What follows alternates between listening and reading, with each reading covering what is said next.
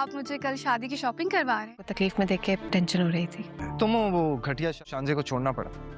दानिश की तबीयत खराब होने पर ज़ेनिया जिस कदर फिक्रमंद नज़र आ रही होती है, दानिश ये सब देखकर अंदर ही अंदर ये समझता रहता है कि ज़ेनिया सिर्फ ड्रामा कर रही है और कहीं न कहीं उसका शक भी सही होता है, क्योंकि असल परेशानी ज़ेनिया की तो यही है कि फरियाल माँ बनने वाली होती है। उसे ये डर सताने लगता है कि अगर फरियाल माँ बन गई तो शहराम के दिल से उसकी मोहब्बत हमेशा के लिए ख़त्म हो जाएगी।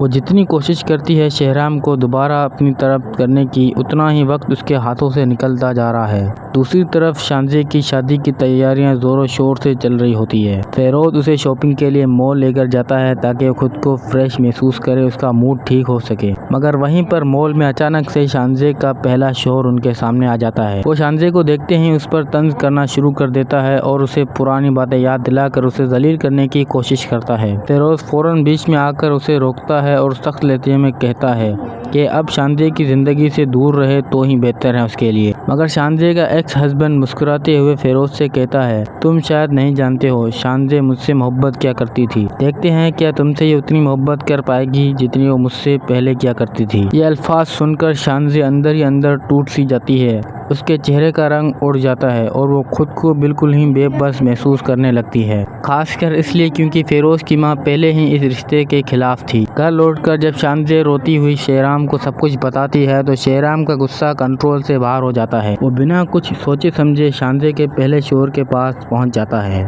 और उसे कहता है कि जब एक औरत तुम्हें दूर रहने का कह रही है तो उसकी जिंदगी से दूर रहो, क्यों उसकी जिंदगी बर्बाद करने पर तुले हुए हो। बातों बातों में बहस इतनी बढ़ जाती है कि दोनों के दरमियान एक शदीद शेहराम गुस्से में उस पर टूट पड़ता है और उसे बहुत बुरी तरह से मारता है। ये मंजर देखकर उस आदमी की बीवी खौफजदा होकर जोर जोर से चिल्लाने लगती है, जबकि शांजे को पहली बार एहसास होता है कि उसका माजी अब उसका पीछा नहीं छोड़ने वाला। नाजरीन, अगर आपको ये वीडियो अच्छी लगी हो तो वीडियो के एक लाइक और एक प्यारी सी कमेंट और मेरे चैनल को सब्सक्राइब करना मत भूलिएगा। अल्लाह हाफिज़।